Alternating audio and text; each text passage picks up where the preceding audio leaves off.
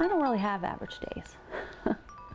Nothing in my life is what it was at one time. I'm 3.5 years out of my life being changed forever.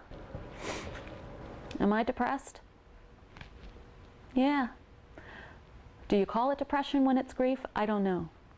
I remember the horror of the day, realizing that that I had every picture of her that I was ever going to have. She reminds me of an angel or a lamb. I used to call her my little lamb because of the curls and sweetness. That's one of my favorites, this birthday picture. That was her 13th birthday. She was a sweet kid. She was a child that was quite literally born happy. She just was happy. From the moment she was born, she was just this bright light.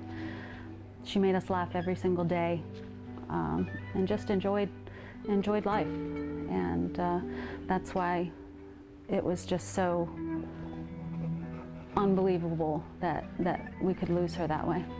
During her freshman year, this older boy who was making a lot of poor choices in life started talking to her and telling her a lot of the bad things that he was doing. We're very close to our neighbors next door, and we've always taken care of their house for like 20 years when they go on vacations and whatnot. This young man said, "You should go get the key," and she went over there with this young man. She had never been in trouble before, and I guess she was experimenting. And she went over there with this young man and drank, but he had her take OxyContin, and then a girl that had her first kiss at homecoming that year and was not yet allowed to date, she's 14 years old, he had sex with her. So she ended up telling us everything she could remember.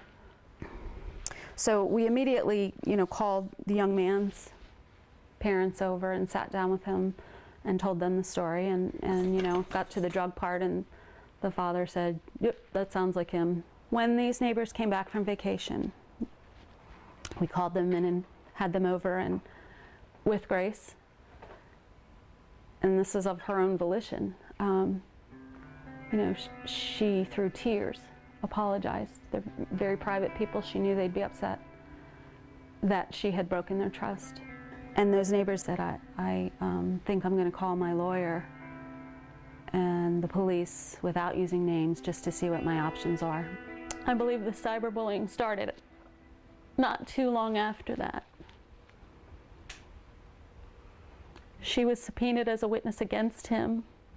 They were both charged the same, exactly the same.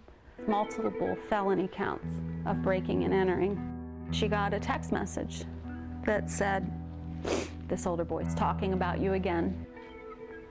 And they screenshot the message and sent it to us. She started to shake and she started to cry.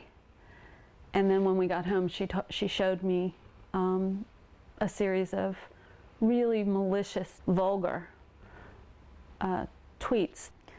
"I hate you. Next time my name rolls off your tongue, choke on it and die," all caps.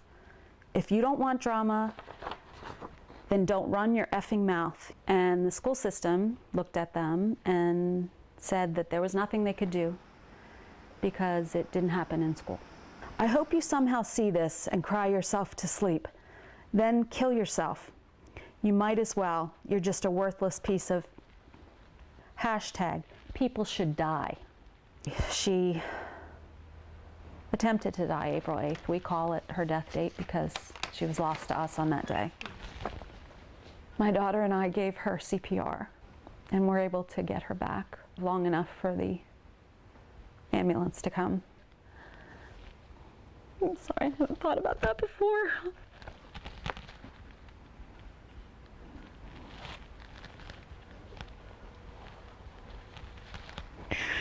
I stood over her body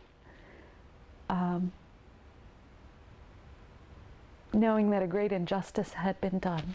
And I knew that we needed to speak out and that changes had to happen. I thought it would take years and years to raise awareness and then more years to get a law made.